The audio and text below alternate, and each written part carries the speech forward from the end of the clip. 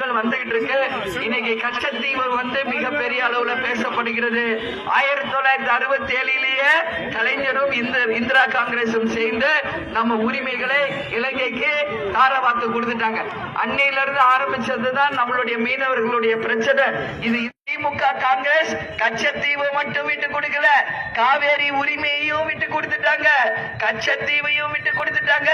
இலங்கை வாழ் தமிழர்கள் படுகொலைக்கும் காரணம் திமுக காங்கிரஸ் என்பதை இங்க எந்த தமிழரும் மறக்கவில்லை என்ற வரலாற்றை யாரும் மறந்துடாதீங்க.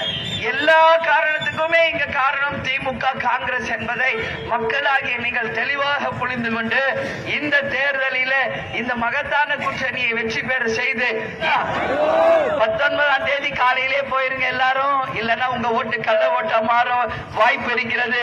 ஏன்னா இன்னைக்கு திமுக ஆட்சி பலம், அதிகார பலம், பண பலத்தை